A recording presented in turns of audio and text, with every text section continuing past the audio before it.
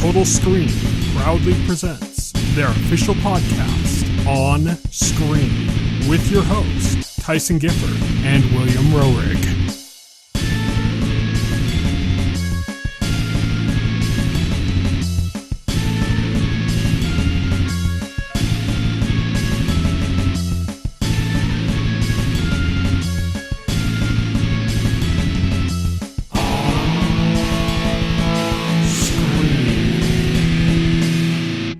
Everybody, and welcome to On Screen, the official podcast of the Total Screen. My name is Tyson. My name is Will. And today, first things first, I think we should just say happy holidays to everybody, because this is our last podcast of the year. Happy holidays, happy New Year. Yeah, we're gonna be back in January, but this is our last episode of the year, so we've got a pretty stacked episode. We've got our typical On the Horizon segment, we've got our typical news segment, where we've got 3 trailers we're going over, but also something big happened in the news last week, the Game Awards, which, we're not really going to talk about the awards so much as the announcements. We got 10 of the announcements that we're going to go over in our news segment as well. And then we're going to wrap up by taking a look forward to 2026. We're going to say what is coming up in 2026 that looks good to us from the world of movies, the world of games, and the world of TV shows. We picked 5 in each category, and we're going to go over those. That's how we're going to end out the show. But let's get started with On the Horizon. On the horizon. On the horizon. On the Horizon is where we talk about what's coming up in the next week or so. This time we're going to be talking about the next 3 weeks, because that's how long it's going to be before we're back. We're going to start things off with Stranger Things 5. Now I know what you're saying, but that's already out. No, I'm talking about part 2 of Stranger Things 5. The next 3 episodes are dropping on Christmas Day, Thursday, December 25th on Netflix. Sanctuary, A Witch's Tale, which is a new fantasy series based on a book. It's coming on Thursday, December 25th, Christmas Day, on AMC Plus and Sundance Now. Also coming out on Christmas Day, but in theaters, is Anaconda. This is the remake spoof of Anaconda, basically. It's kind of a remake and a spoof at the same time, with Jack Black and Paul Rudd. Then we've got the Copenhagen Test, which is coming on Saturday, December 27th to Peacock. This is the series with Simu Liu, where he plays a spy that's got somebody spying inside his head or something. Stranger Things 5, again, on our On the Horizon list, because the finale is airing on Wednesday, December 31st on Netflix. It's also going to be in theaters for 2 days, on the 31st and the 1st. I was actually looking to get a seat, and I kept clicking on the seats, and they kept not showing up, and then I realized, all those empty seats were actually full seats. I'm like, damn, well, I guess I'm not going to see it in theaters. Right. It is packed. So, yeah, that's already sold out pretty much. Wow. We Bury the Dead, which is the new zombie movie with Daisy Ridley, is coming on Friday, January 2nd to theaters. Greenland 2 Migration is also coming on Friday, January 9th to theaters. That's like a big disaster movie sequel. And Primate, which is a horror movie about kind of like a monkey with rabies. He's like a family pet monkey, and he gets like rabies or something and starts like attacking and killing everybody. And that movie is coming on Friday, January 9th to theaters. That is our On the Horizon segment, and now we're going to move on to On Beat.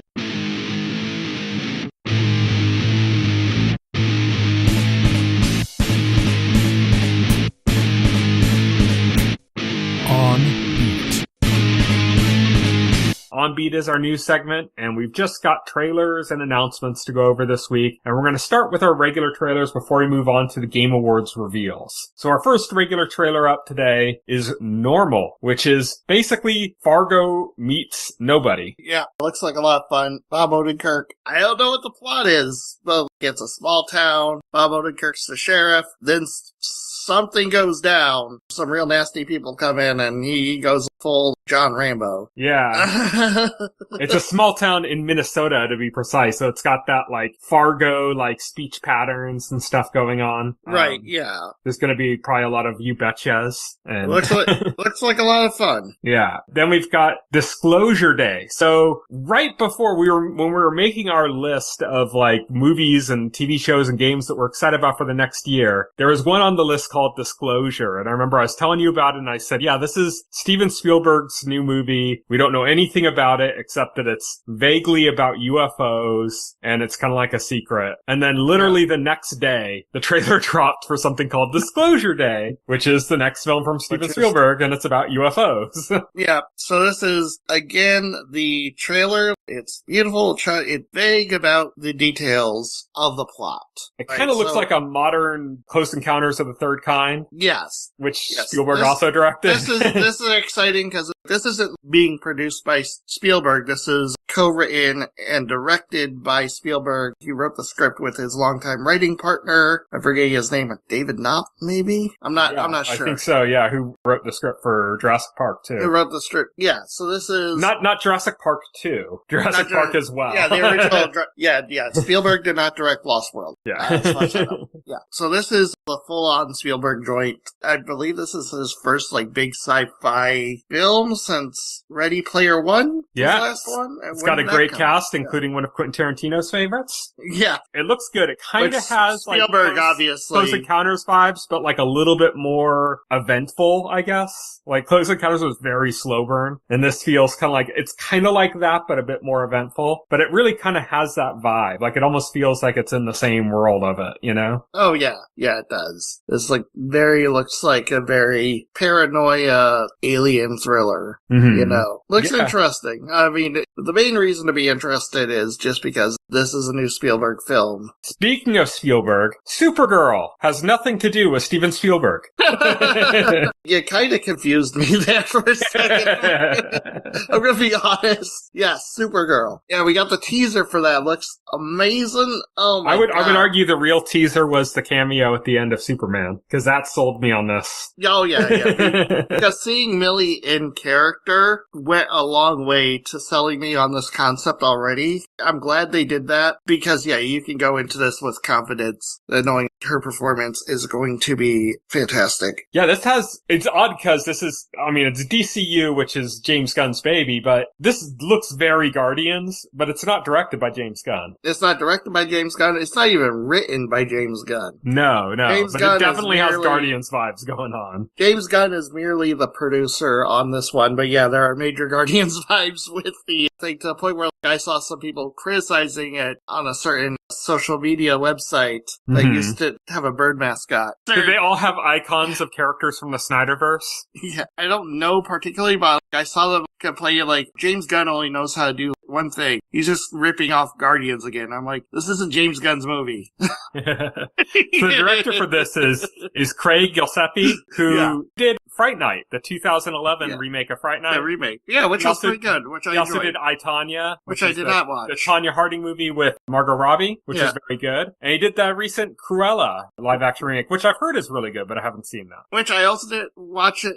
It's probably good. It's just it was a whole thing, the Disney live-action, and I just didn't like they were taking Disney villains and trying to rework them into heroes or anti-heroes. It's Cruella's a woman who wants to kill puppies. I don't want a sympathetic movie about this person. Do you hear about the sequel, Cruella, that's coming out though? Oh, really? It's called Gnome. Gnome? They moved on to a different puppy killer. Looks amazing, and of course, the one thing everybody wants to see, Jason Momoa's Lobo, we only get a second. We only get a glimpse, a taste. He certainly looks the part. He certainly looks the part, He's been saying that since before he was cast. Yeah, since before he was cast, yeah. He's the most obvious fan casting since Patrick Stewart as Professor X. Which is funny because he was doing press for Aquaman. I don't know exactly where the clip I saw came from, if it was from the press tour for the first film or for the second film. Yeah, Patrick, the guy who played his brother, yeah. He was in Fargo season 2. Yeah.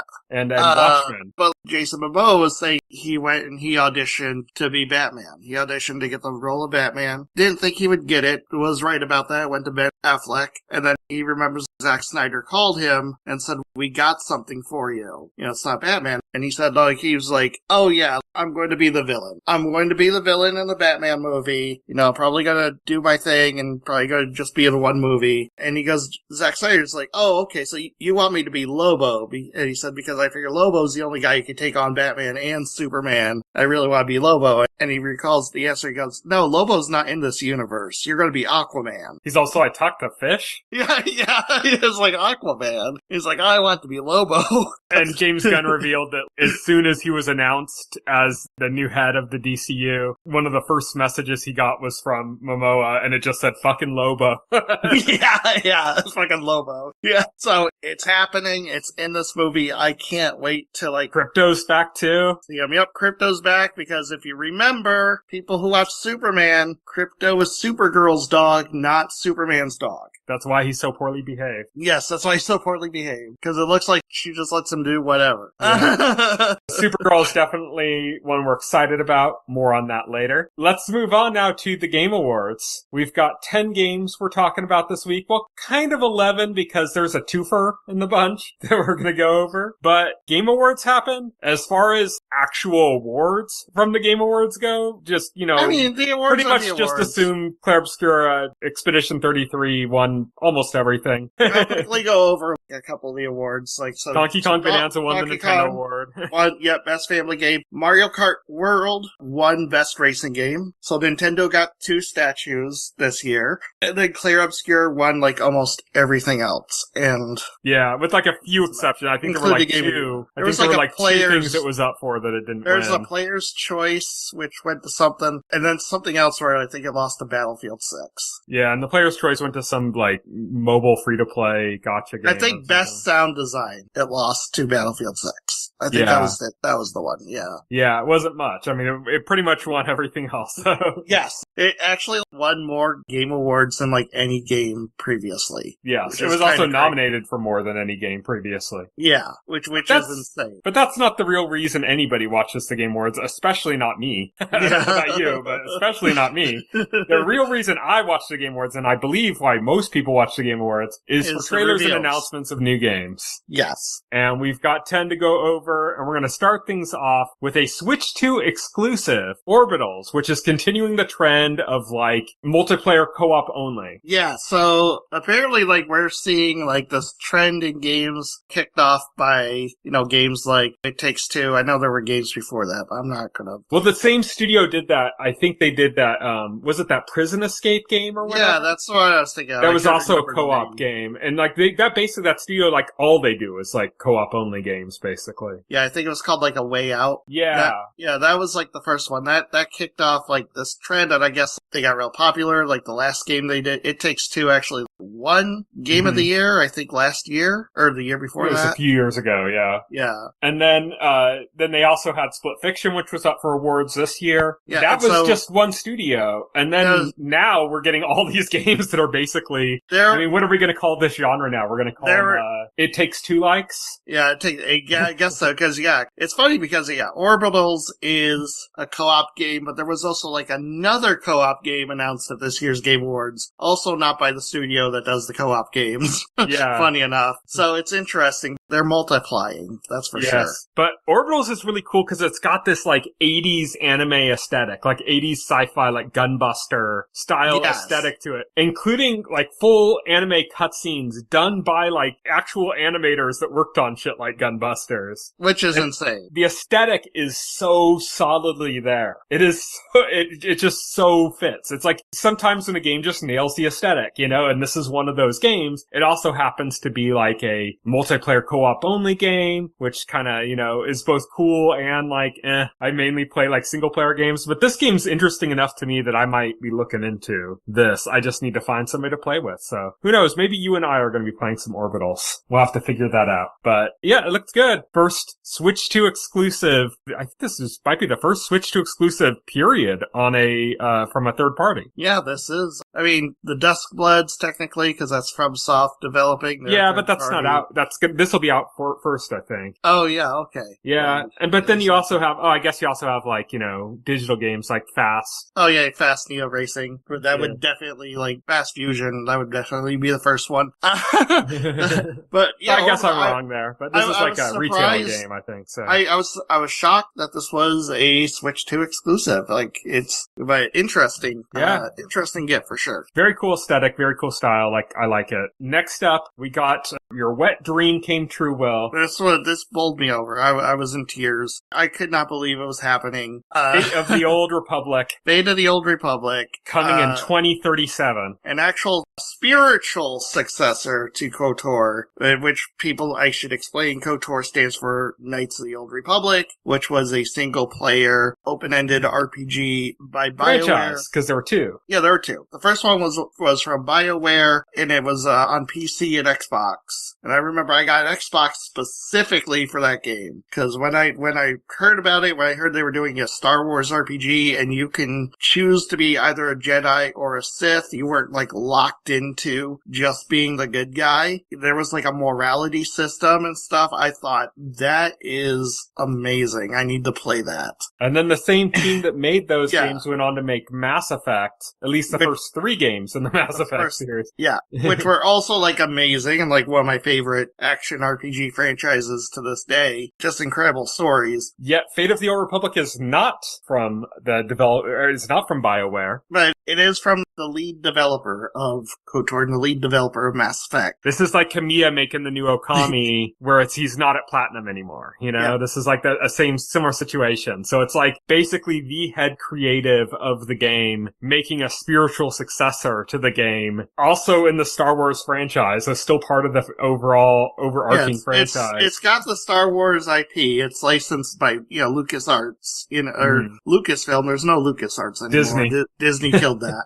It's licensed by Disney. Yeah, it's licensed by Disney. Yeah, I was blown away because I did not think there would be another one of these games, simply because they did KOTOR. They did KOTOR 2, but that wasn't BioWare. That was Obsidian. Did KOTOR 2, and then they released the MMO. The question is the world still going to be around by the time this comes out? Right, yeah. It's still going to... Because the developer, they announced that a new development team that's handling this game, and it's like 3 months old. We'll get to that, but I just want to explain. They released the MMO, and at the time, when they were announcing, I think they asked the producer, is there going to be a KOTOR 3? And he said something stupid like, well, this MMO is KOTOR 3, 4, 5, 6, 7, 8. I'm like, that's not a good answer. And then they never did anything except update the MMO. So I thought single player Star Wars RPG is dead. So that's why this is special to me. But yes, this is a new team that they spun up. We have no clue if this is actually going to make it to market. They showed a CGI trailer, but we've seen this multiple times now where there's a trailer or a concept. We've seen this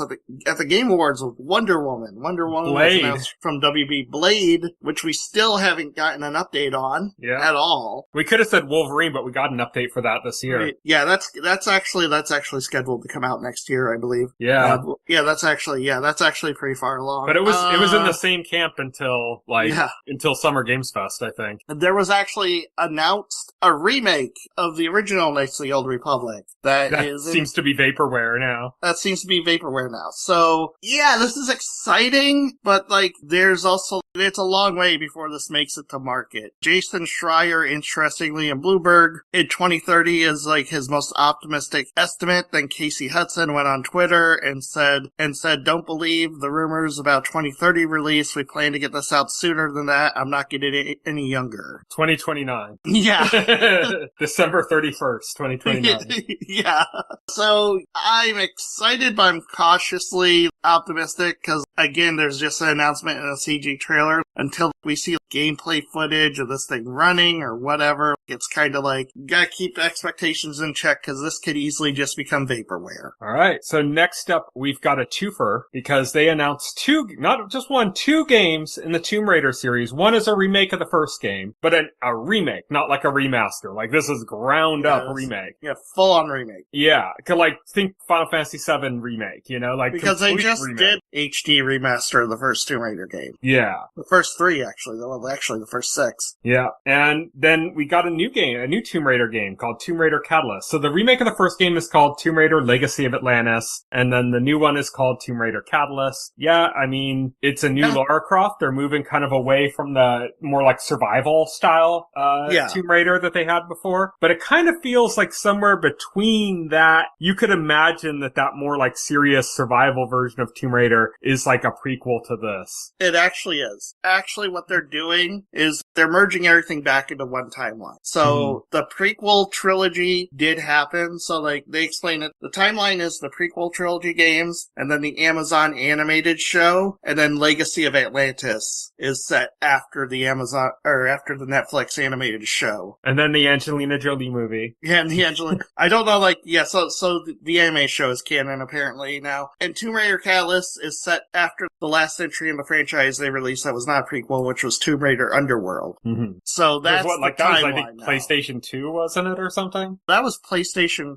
3 and Xbox 360. Okay. That was a while ago. It was like early in that gen, though, I think. Yeah, early in that gen, yeah. But yeah, it's been a ways, but Lara Croft is back, and she's doing unnecessary cartwheels and stuff again. And you know what? I'm down for it. Tomb Raider games are always a good time, so I'm down. Next up, we got Control Resonant. This is the next game in the... What's the name of the developer? They call it the something verse. I can't remember the name of the developer now. Remedy. The Remedy verse, they call it, where it's got like Alan Wake and Control and all that stuff like is in the same universe. And they all kind of cross over. This is a continuation of Control, obviously, called Control Resonant. But what's interesting here is this looks completely different gameplay-wise. I don't know if this is supposed to be considered Control 2, or is this is side story, because it's a different protagonist. And a completely different gameplay style, yeah. Yeah, completely different gameplay style, but yeah, they just came off of Alan Wake 2, so now this is the follow-up to Control. Yeah, I mean, and like I said, when I'm talking like completely different gameplay style, I'm like, it's borderline Platinum game style. Yeah, this is like an action game. I mean, it looks amazing. Control was like a really good game. I did enjoy Alan Wake. Alan Wake is slower paced. Some clear Inception influence too in this trailer. Yes, yeah, definitely clear Inception. This was one of the games I was most interested in from the show for sure. Yeah. Next up, we got another trailer. This is like the 5th trailer for Resident Evil Requiem. Yeah, but this one had a big reveal in it. Yeah, I wouldn't be talking about this trailer except for this is one of the most consequential trailers for the game that have come out yet. A big reveal, but also maybe one of the worst kept secrets in gaming. Yeah, exactly. It was the reveal that, yes, Grace Ashcroft will not be the sole protagonist for this game. We are getting the return of fan favorite Leon Kennedy. Leon Kennedy. Yeah, Unc Leon Kennedy. They're changing the name of the game to Resident Evil Requiem. It's funny, Leon's appearance, because the producer for Requiem said there are a lot of female developers on the staff who put in a lot of input on Leon's appearance. Unc Daddy type stuff is in right now. Yeah. Pedro Pascal's exceptional popularity right now. Right, yeah, exactly. Pedro Pascal is riding the wave. Yeah, he's riding the Unc wave. Yes. So with this reveal, they've also revealed they're doing something interesting, where Resident Evil for a while now has sort of like had this identity crisis, where the series started off more as a horror series and then gradually shifted more into being action games that peaked with Resident Evil 6, which was like an action vignette game. It was very weird. Yeah, it was very weird, but like it was like all over the top action. And then they pulled it back with Resident Evil 7 to make it more of a horror game. Like more horror than it had ever been. Yeah, more horror than ever been. And then they added the action elements back to Resident Evil 8 while trying to keep it in line with 7. This time what their solution is the dual protagonist system is going to take care of that for them. Grace Ashcroft she's going to be basically helpless, and that's going to be your horror. And then Leon he's an action hero, so that's going to be your action. Mm-hmm. So when you're playing as Leon, it's going to be action. When you're playing as Grace, it's going to be horror. Apparently is the idea. Yeah, and so that's Resident Evil Requiem hitting everything, including my toaster. Yep, it's on all platforms, including Switch 2. Capcom is pushing the Switch 2 version heavily, by the way. Capcom is pushing Switch 2, period. And that brings us to our next game, which is Pragmata, which we've known about. This game was announced, it was at a PS5 reveal, wasn't it? It was at the PS5 reveal, yeah. That was the first time it was announced when they revealed the PS5, so 2020. Yeah. So we've been waiting a while while for this game. 5 years, and it's going to be 6 by the time it comes out. And yeah, this is due. They announced the release date. It's April 24th, and they had a nice little surprise at the end. A Switch 2 logo popped up. Yeah, this is the Pragmata's first time. coming to Switch 2. The developers made comments about how they just were surprised at the fidelity that the Switch 2 put out. Like, they said they saw Requiem running on it, and they said, wow, that ran really well. And then they popped Pragmata on there, and like almost instantly were like blown away by how well it was running. And they were like, oh, okay, I guess we'll do Pragmata too. Yeah, apparently, like, Capcom's in-house engine that they're using, the RE engine, apparently Loves the Switch 2. yeah, runs very well on the Switch 2, apparently, so. The Switch 2 and Capcom's RE engine are just getting along biblically. By the way, like, Capcom has, like, about 5 big games coming out next year. It's a big year for Capcom, and with this announcement, 4 of those are coming to Switch 2. This is probably, like, a level of commitment from the publisher we haven't seen since the SNES. Yeah, very exciting news. Especially since both the companies, Capcom and Nintendo, are like at the top of their game again. Yes, yeah. It's kind of cool to see it. Like, cause Capcom suffered in the whole like Xbox 360 generation. They kind of like suffered with a lot of Japanese developers. Nintendo kind of held out through that with the Wii. Nintendo sidestepped it by just having the Wii. With the Wii U. Yeah. And had their collapse like afterwards, and then recovered with the Switch, and now we got both of them at the top of their game, and they're simpatico again. So yeah, very cool. Very good times to be a Nintendo fan, I think. Yes, and the Pragmata trailer, for the first time we saw stuff that's outside of like corridors. Yes, yeah, we saw like a lot more gameplay. It looks excellent. It looks like a lot of fun. I can't wait to play it, to be honest. Also very cool, it was announced that there is a PC demo out right now. You can play that if you want to see how it plays and everything. But they also announced that there were going to be demos for the consoles coming later. So yeah, that's something else to look forward to. You can see how the game plays in, a couple months or something before the game releases. So I'm excited for that. I'm hopeful that this is a game I'm gonna enjoy. I'm hopeful too. Yeah, I'm gonna check out the demo for this as soon as it drops. For Switch 2. Our next game is Phantom Blade Zero. Yeah, this looked amazing. This wasn't a new announcement. I think Sony announced this a while back. It is a PlayStation 5 and PC exclusive, so Sony has this kind of locked down. But this looks like a pretty intense action game. It's gorgeous visuals. Mm-hmm. There's some cool, almost like wushu element to some of the combat. Yes, it's based on the wushu tradition. Yeah, it looks really cool. Some of the action just has like this kind of crouching tiger, hidden dragon kind of look to it. This is another game coming out of China. So China has been like really producing some really interesting games lately, and this is one of them. We're kind of in the middle of the Chinese game revolution. Yeah.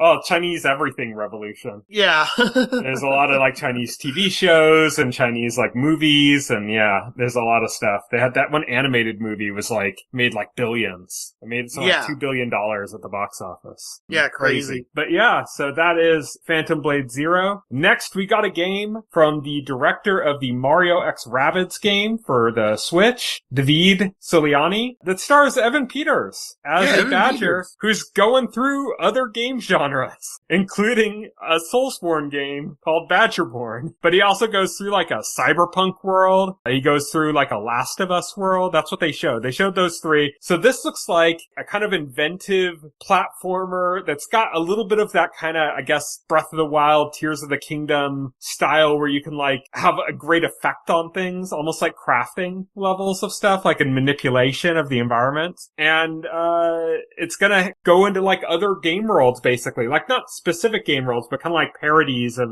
popular genres. Like we said, Badgerborn is obviously play on Bloodborne and stuff, and you have a cyberpunk one, but there's your Bloodborne 2 announcement. Like it doesn't look like the game plays like that. It's just kind of like a window dressing for a platformer. This kind of has a bit of like an Astrobot vibe to it, in the sense that it's got all these kind of references to all these other games.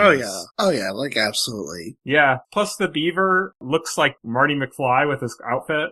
But so you got that going for it, you know? And he's voiced by Evan Peters, Quicksilver from the Fox X-Men movies. Yes, I believe you mentioned that. Which is cool as well. So yeah, that's Bradley the Badger. Next we got your, I guess, excitement of the day. Was this more exciting for you than Fate of the Old Republic? Or I guess it's a bit more solid than Fate of the Old Republic. A little bit more certain than Fate of the Old Republic. This is a game that's like definitely coming out. This was, I mean, obviously, I've been a long time Mega Man fan ever since I got Mega Man 3 on the NES, as it's always been like an excellent franchise, and there's kind of, and Capcom has always not really nurtured the franchise too well. I still remember the Legacy Thief cancellation and how many people were fucking hating that. Not Legacy, Legends 3. Legends 3, yeah, for the 3DS. Yeah. That was set to be like a generational 3DS game, and they just like ripped it away from us. And I'm still sore about that. That was from that era where I think it was Inafune was kind of in control of Capcom and made some really bad mistakes. So that was from an era where, like, yeah, Inafune was like one of the top producers at Capcom, and he was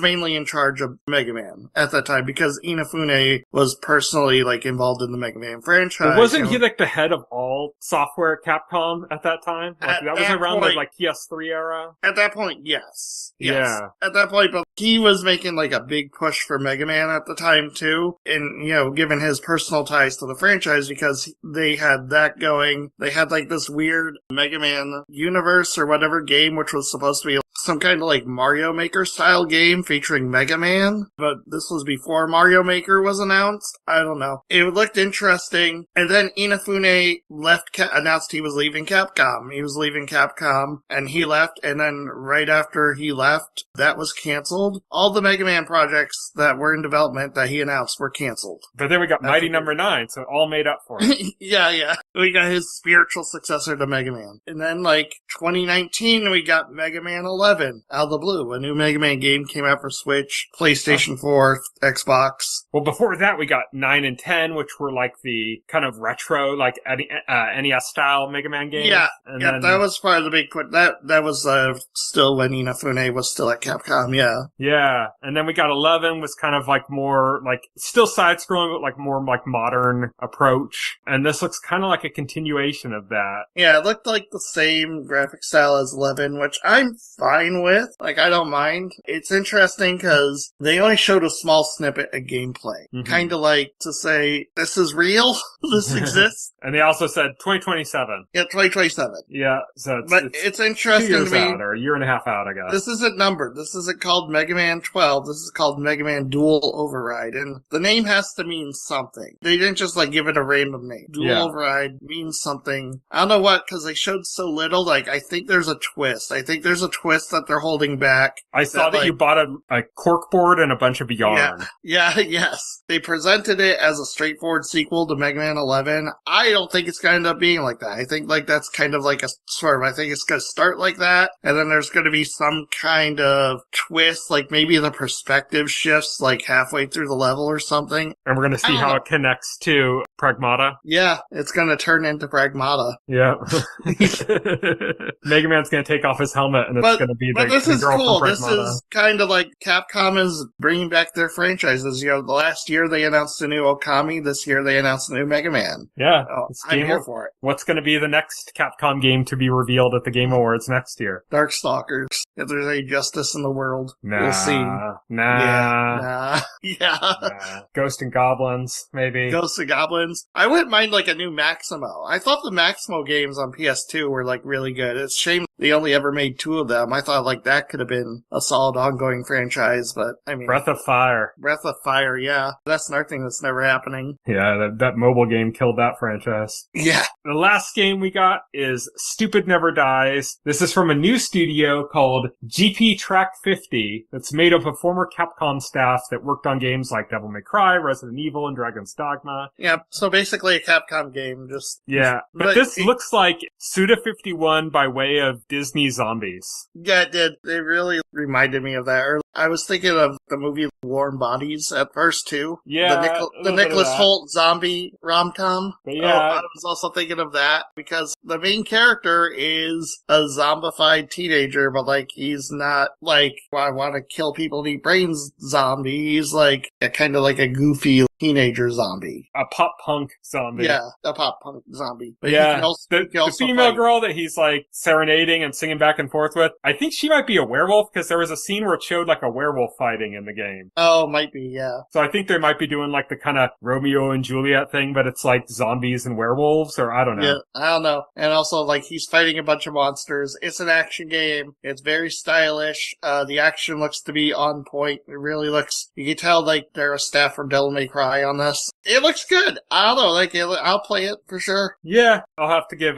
Sykes a shout out. Fried from the Game Witness Discord server is not happy. He thinks that really? If you copy Suda 51, you got to do it all the way. No half measures. No. Make a solid action game. Don't make some jank. That's fine. I'm fine. I'm not too terribly interested in this myself. I'm more interested in Suda 51's new game, which was not at the show. Yep, Romeo's Dead Man, which I believe was at the last Sony show. Yeah, and it was at Gamescom, I think. Yeah, it was there too. But that is it for our Game Awards coverage, and also for our On Beat segment, our new segment. We didn't cover every game that was announced there. We narrowed it down to 10. That's where we're going to cut off for there. If we covered, like, every game, this would be, like, 2 hours. Also, like, I think there were, like, 40 games or something. It was crazy. Also, every game they showed just isn't interesting to me. I'm sorry. Yeah. It would not be good if you, like, what the hell was, like, the one more thing? Oh my god. Yeah, it's just another fucking free-to-play shooter. Yeah, exactly. If you asked me to comment on that, I'd be like, yeah, that's a boring free-to-play shooter. I don't really know what you want me to say. But we're going to move on now to our final segment of the night, which is us looking forward to 2026.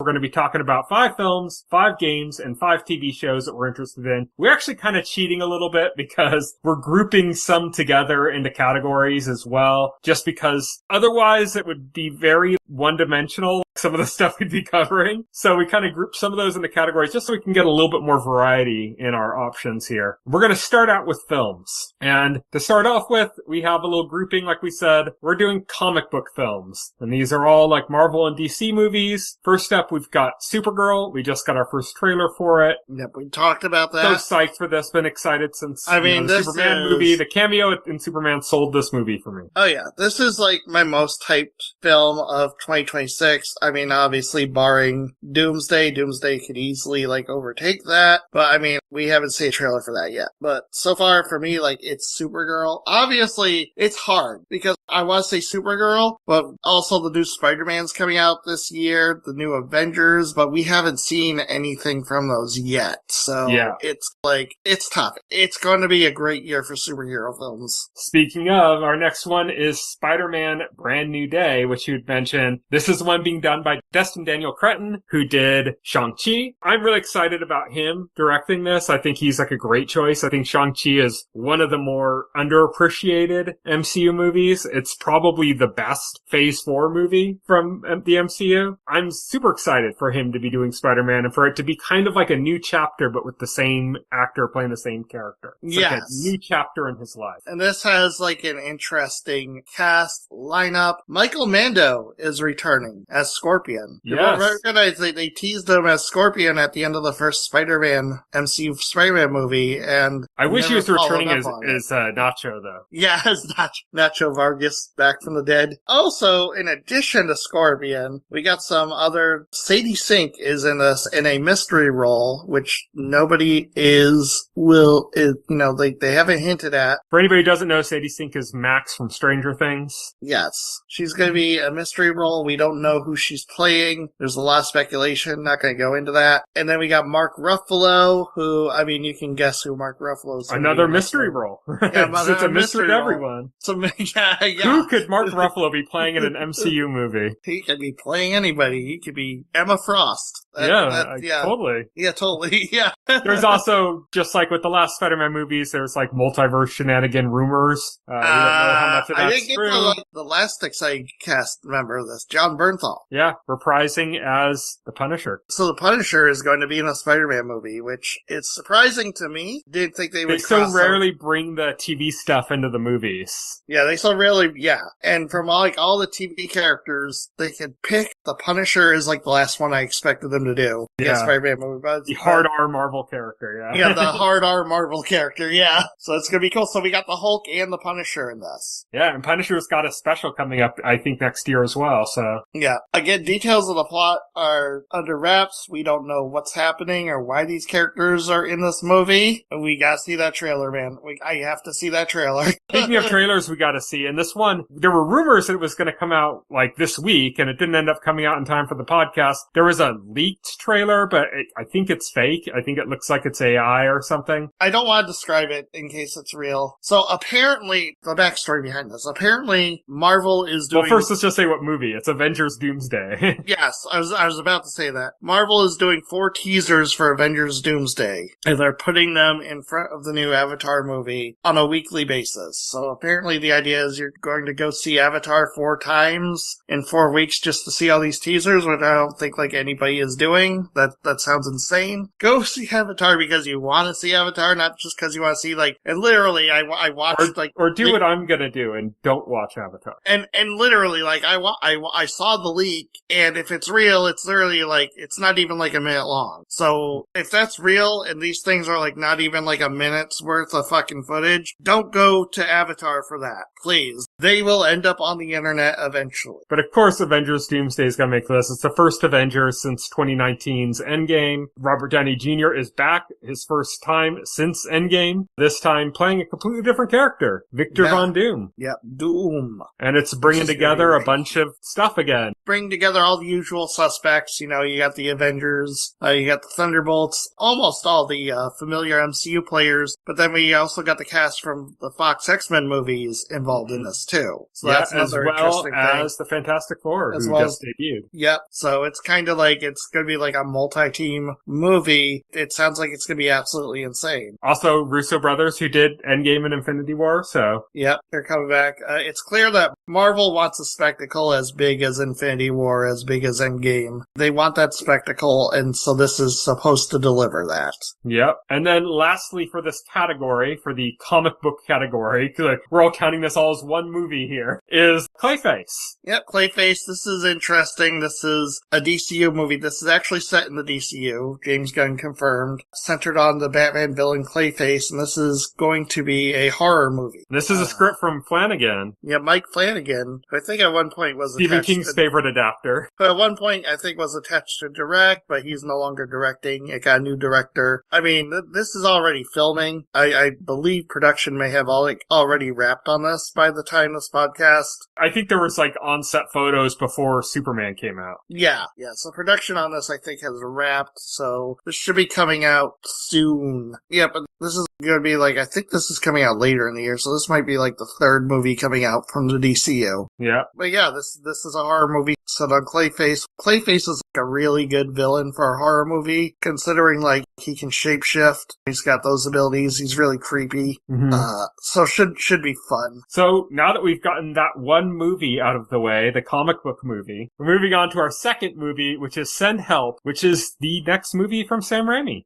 Horror movie from Sam Raimi, we should say.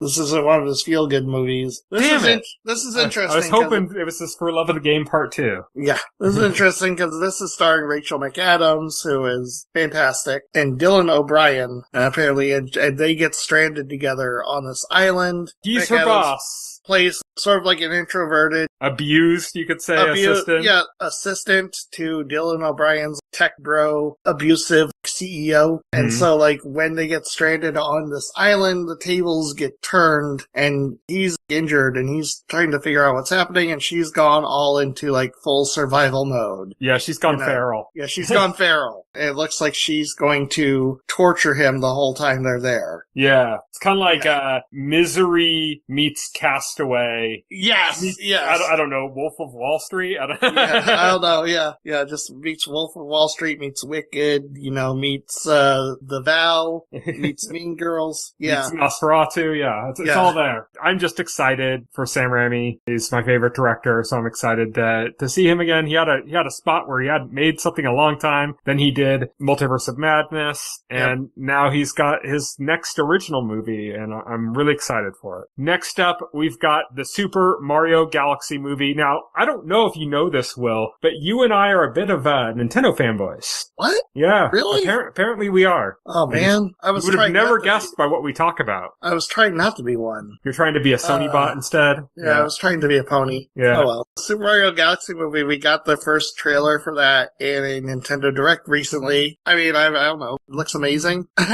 They also had footage of the Game Awards. It's kind of slept on moment. Yeah, that's actually, They ran a new trailer for the Game Awards where we got to see more of Bowser Jr. Mm-hmm. And we got to see Luigi do like the knee move from like Super Smash Brothers. That's cool. Yeah, so this is exciting. As big Nintendo nerds, we liked the first movie because it just had all the little references and all the little things that tickled our nostalgia. Yeah, it was fun. It was like actually Mario, and it had like all the references that tickled my nostalgia. We were like, oh, it's a bad movie because like the plot is like simple. It's got like a bunch of jokes. I'm like, hey, who cares? It's fun. It's a fun movie. Just have fun. Yeah. Just have some fun, people. Not everything has to be like super deep. Our next movie that we've got coming up in 2026 that we're excited for is Dune Messiah. So this is interesting because there's there's something like a 16-year time jump between the events of Dune 2 and this movie. I think it's going to start focusing kind of on his kids because that's where the books go. Mm-hmm. Paul Atreides' children, which will lead eventually into like maybe Children of Dune and the other books being covered. I will but say, this is like, the last director, one being done by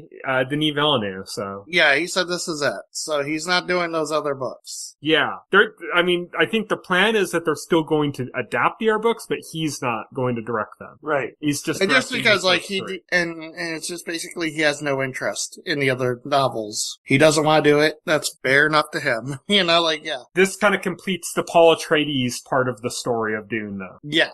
I think that was like his interest was the Paul Atreides story. I think that's why he's tapping out here. So yeah, Denis Villeneuve is amazing, and the Dune movies were amazing, and Dune Messiah is almost assuredly going to be amazing. Shocker. And then we got another big movie. This is what I'm personally excited for. This is the next movie by Christopher Nolan, and it's based on one of the greatest works of literature of all time. It's The Odyssey. Matt Damon is the lead in this. I mean, it's got a stacked cast. It's got Matt Damon, it's got Tom Holland, it's got John Bernthal. It's going to be an interesting interpretation of the Odyssey when all the character does is say his own name. I'm a little sour on Nolan, but I think the things that make me sour on Nolan probably aren't going to be a problem with this movie. Yeah, I don't think there's going to be any wonky practical nuclear mushroom clouds in this. I don't think so. There could exactly. This is an example of a movie that really doesn't need CG, which is good since Christopher Nolan apparently decided he'll never use CG again. He must have had a fight with his VFX supervisor on one of his movies. I don't know why he suddenly became totally anti-CG to the point of avoiding it where it actually made sense to use. Because some people overdo CG, but he just kind of went the complete opposite direction.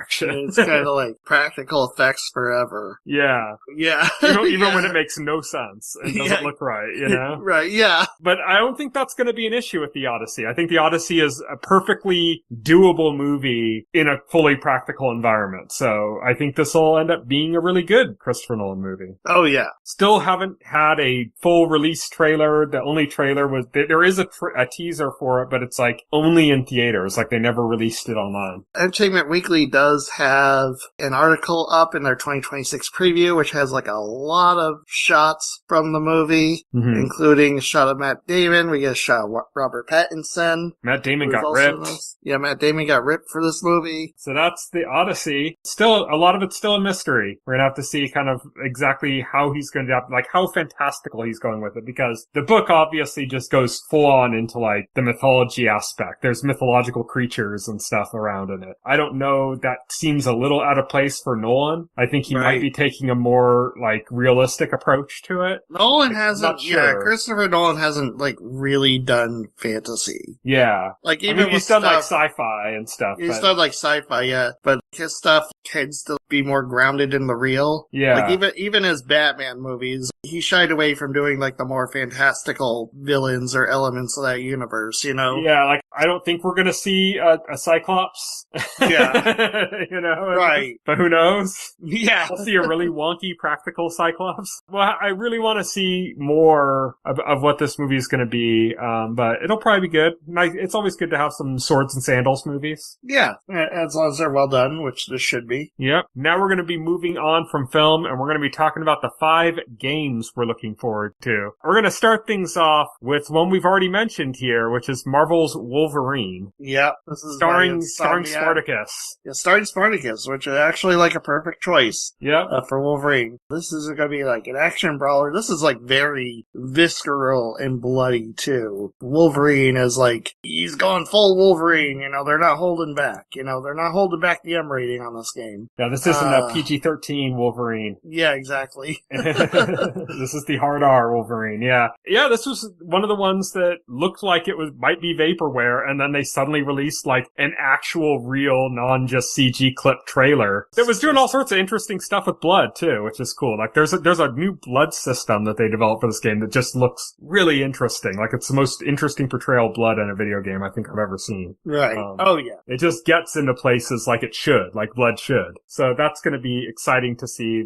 you know, even just from a technical standpoint, like how they're pulling some of that stuff off. But I mean, in every other way, it just looks like a fantastic action game. It does. I loved Insomniac Spider-Man, so like I have full faith in their Wolverine. Mm-hmm. Next up, we talked about Capcom's return to form and bringing Capcom back old revivals. games. Yeah. Here we got Onimusha: Way of the Sword. Yeah, this is a brand new Onimusha game after they released remasters of the first 2 games in the franchise. This is the one of the 5 not coming to Switch 2. Yeah, this is one that still has not been announced for Switch 2, but I'm still looking forward to it. Yeah, exactly. I'm still looking forward to it because, you know, it's going to be a fantastic action game. Love, like, that franchise and their depiction of feudal Japan. Gonna be good. Is Leon the Professional gonna pop up? I think he was in Onimusha 3. I don't think he's gonna be in this one, though. It's not gonna take place in modern France? Doesn't look like it. Next up, we got Resident Evil Requiem. We talked about this quite a bit earlier when we talked about the Game Awards. That's coming out early. Yeah, it's coming out in February. Yeah, February it's coming out. I mean, obviously, I'm a big Resident Evil fan, so I'm down for this, obviously. Yeah, and then after that, we got a game that I just keep forgetting exists, because we've only gotten one trailer for it, and it's been a while, and there's been so many, like, momentous things that have happened since then. And it's just almost like you just forget this was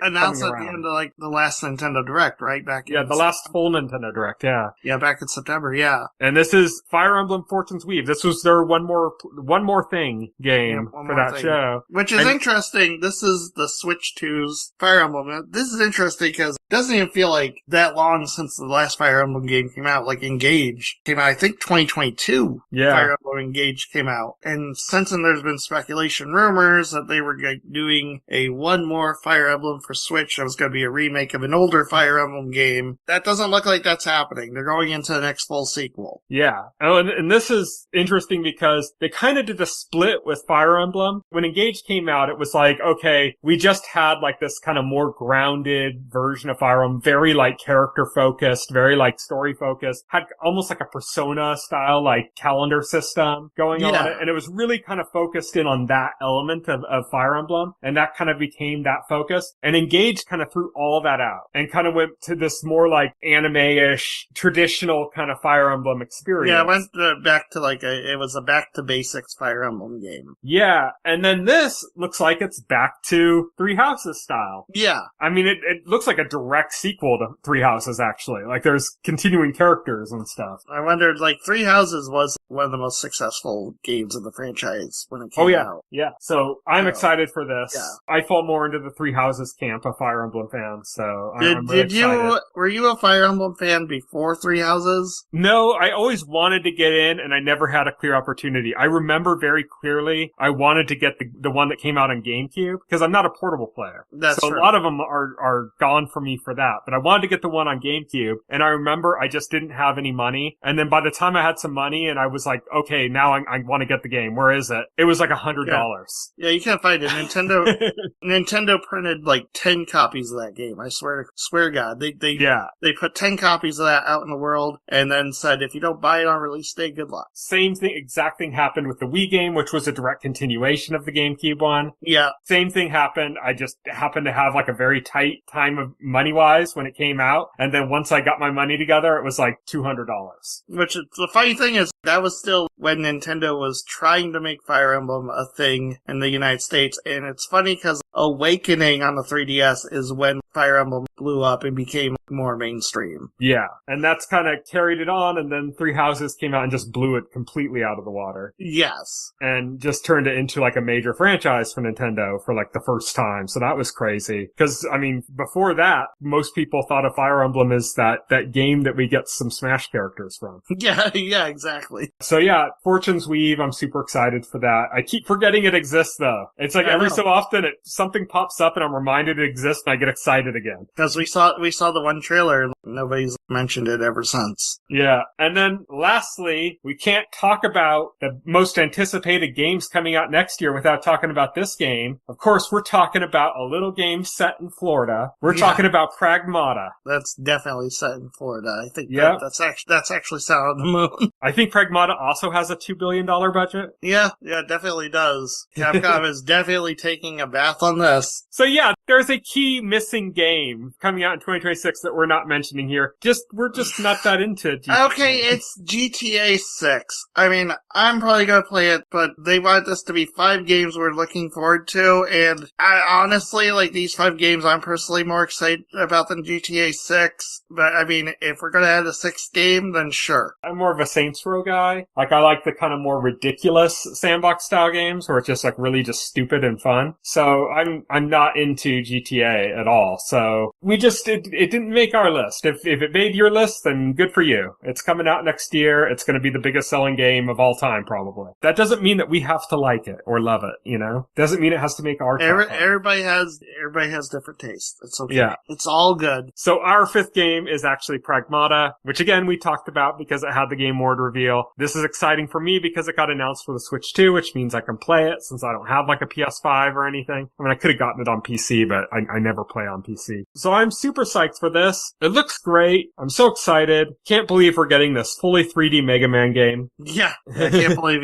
I can't believe it. To everybody saying, Capcom said it's not a Mega Man game. Well, Capcom also said Leon Kennedy is not in Resident Evil Requiem. Oh, they didn't say that. I thought they did. No. I thought they never straight up denied it. They said that there have been a lot of rumors. They didn't, they didn't specify. They were very careful with the word. They said there are a lot of rumors on the internet and that you shouldn't believe everything you see on the internet. You should only believe what's released officially by Capcom. That was their statement. And then they confirmed the rumor that they told everybody not to believe in. They didn't even confirm the rumor they were talking about were the Leon rumors. They just pointed to, like, the vague notion of rumors. So they were, like, very, like, cagey, like, with that. So they never outright denied it.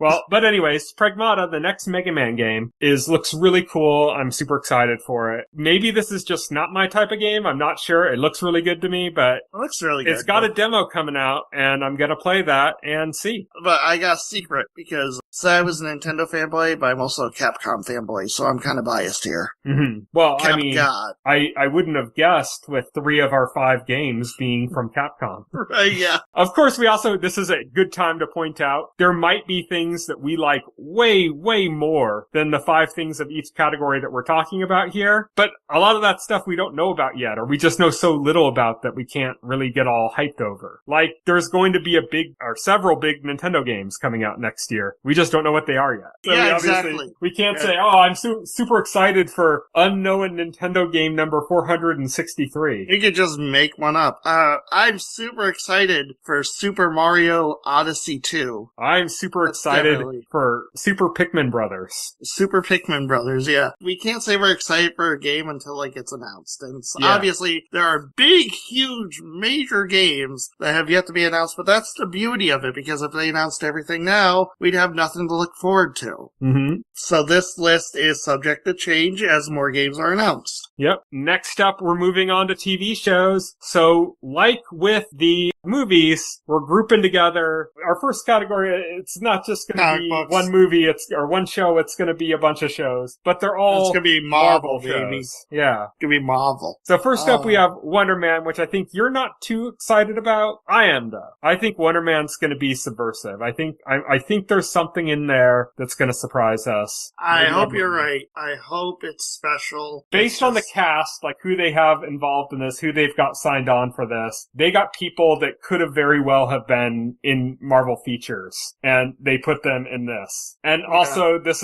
was developed by Daniel Cretton, who's doing the new Spider-Man movie, and also did Shang-Chi, which is one of my favorite Marvel movies. So, I don't know. I think there's more to this than we think. I hope you're right. It's just based on the track record of these Marvel shows. I'm not overly excited because, like, these Marvel shows have been really hit or miss. But so some of them hit hard, so. Some of them hit, yeah. Like WandaVision, yeah. Yeah, so, which brings us to our next one, which is basically finishes off the WandaVision trilogy, basically. Yeah, this is Vision Quest. This got announced ages ago. We're finally getting this. This is a series about Vision. This is presumably going to resolve the plot line surrounding White Vision. Yeah, it's not only that, but it's gonna cover a lot of the kind of loose ends that were left from both WandaVision and Agatha all along. Yeah. So it's the third in a trilogy, basically. Right, yeah, exactly. I mean, we'll see. I'm not, like, super hyped for it. I do like Vision. We'll see what happens with it. Yeah, I think I loved WandaVision. I loved Agatha all along, so Vision Quest is, like I said, it's like a trilogy. This is the third in the trilogy, you know? And we got something from Sony and Amazon, which, interesting. Again, I'm kind of, like, on the fence, but it's noteworthy. It's Spider Noir. And this is the Spider Noir character kind of rose in popularity because of the Across the Spider-Verse movies. Yes, which is funny. That's something, like, I never expected. Yes, because the Spider Noir in the comics was, like, obviously, like, a one-off character thing, and they put him in the Spider-Verse, and now, like, he's getting his own live-action series played by Nicolas Cage. Which is his first TV show, too. Yeah, his first TV show. He specifically said that he's taking this very seriously. I think the days of Nicolas Cage just showing up in slop left and right are over. That was because he was having money problems. He's been very much more picky on his roles recently. I think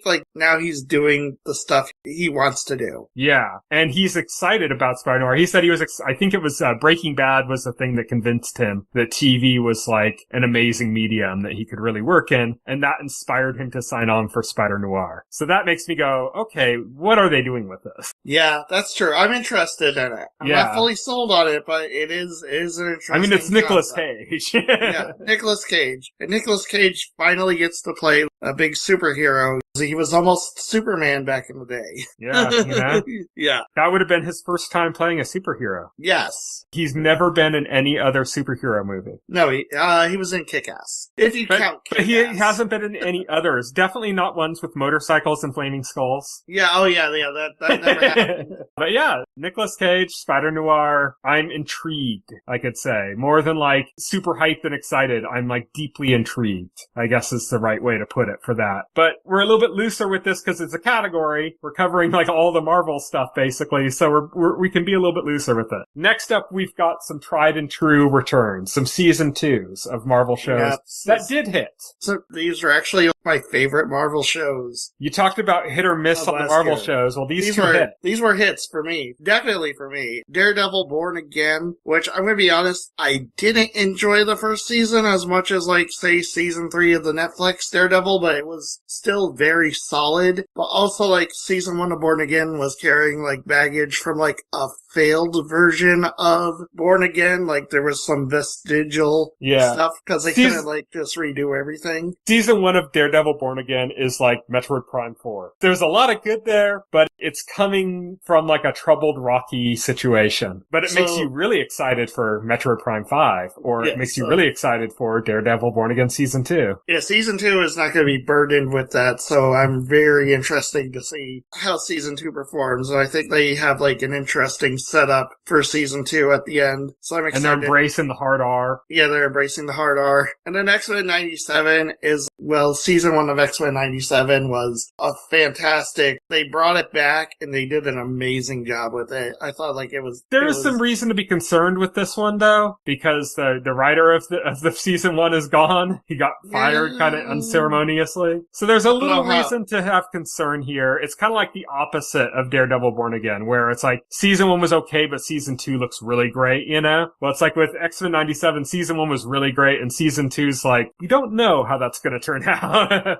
We have hopes. hopefully it'll be just as solid. Yeah, but that's our Marvel category. Can't believe that's all one TV show. Yep, that's all one TV show. That's gonna be a crazy TV show. Yep. Now moving on to our next show, which is A Knight of the Seven Kingdoms. This is the third series in the Game of Thrones universe. Yep. And I am super psyched for this. Westeros you. I really think this should have happened before House of the Dragon, just because House of the Dragon is so much the same as Game of Thrones. I agree. And A Knight of the Seven Kingdoms is so different. And I've mentioned this every time we've had a trailer come up for A Knight of the Seven Kingdoms. This looks like A Knight's Tale. I'm actually like looking forward to this more than the next season of House of the Dragon. Which, by the way, was in the, even though it's supposed to not be coming next year, it was in the 2026 preview trailer from HBO. I thought it was still scheduled for next year.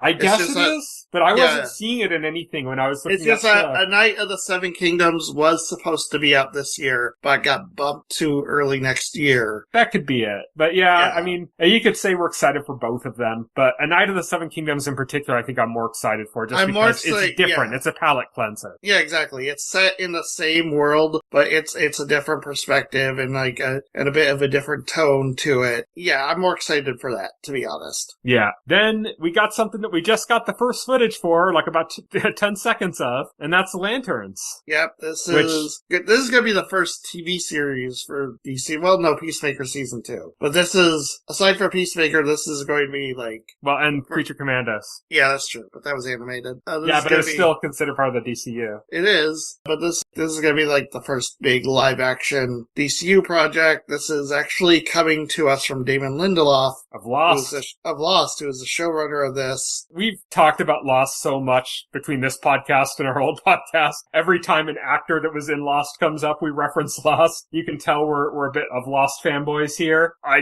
know, like that fact moved this up the ladder in terms of your interest. Oh, big time. That's for sure. Yeah. I was excited for it, period, because it's James Gunn DCU stuff, but Damon Lindelof being involved, like, this is probably my most anticipated. And this is basically, the pitch is like, this is a true detective style show featuring Hal Jordan and Jon Stewart, two Green Lanterns, as the protagonist, investigating. And their investigation is supposed to have serious ramifications for what's coming along in the DCU later, so. Yes. They're scratching at a mystery, and, you know, if you're scratching at a mystery, then I'm happy that Damon Lindelof is there, and I'm super psyched, so, yeah. It's also going to feature Ulrich Thompson as longtime Green Lantern villain Sinestro.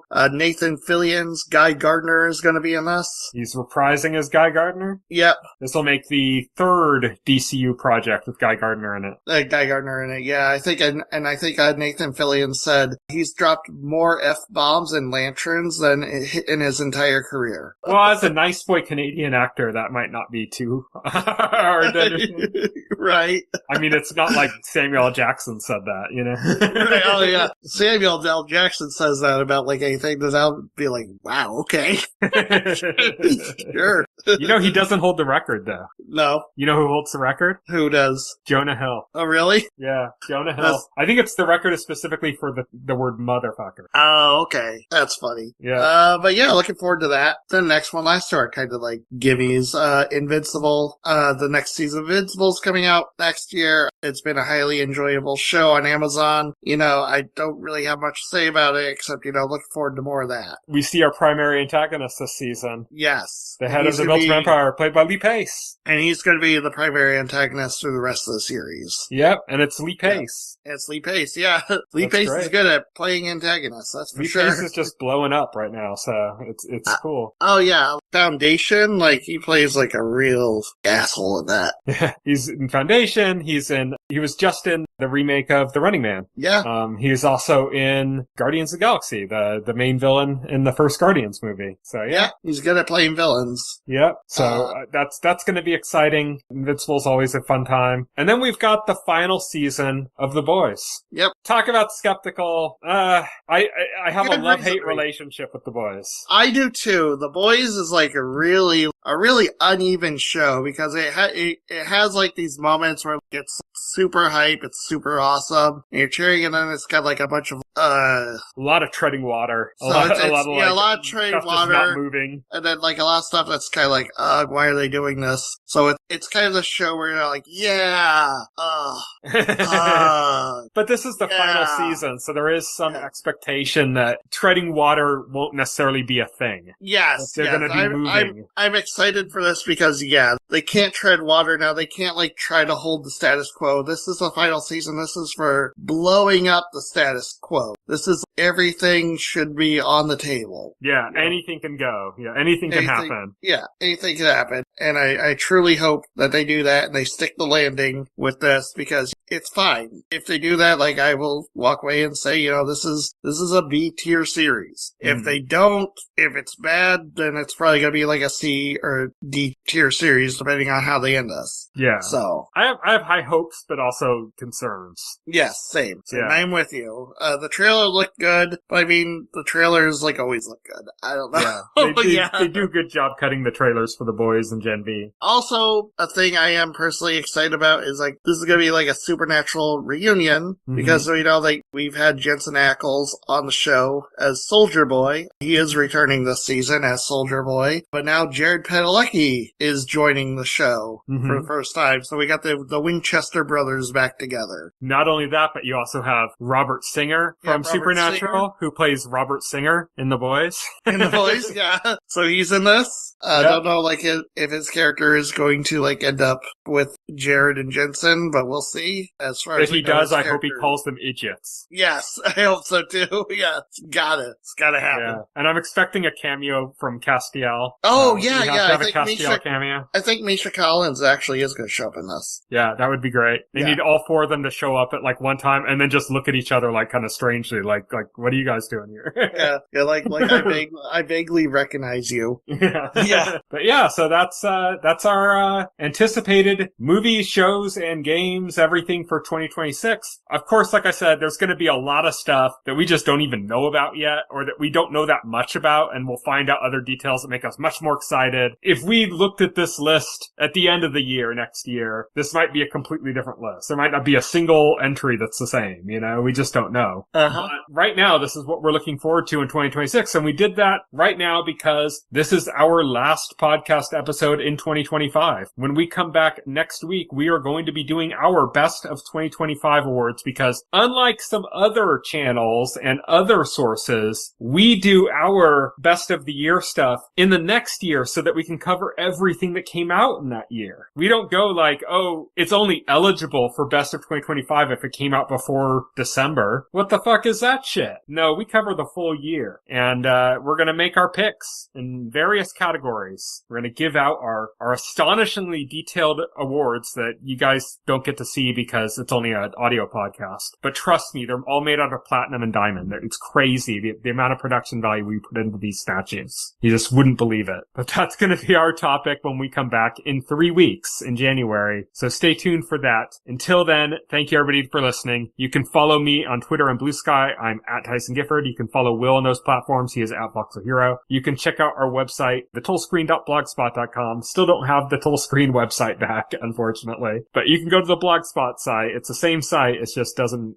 redirect to that anymore. You can also subscribe to our podcast to your favorite podcast client of choice, like Apple Podcast or Pocket Cast. And the entire backlog of our podcast, as well as additional content, is available on our YouTube channel as well. So check that out while you can. Thank you, everybody, for listening. Good night.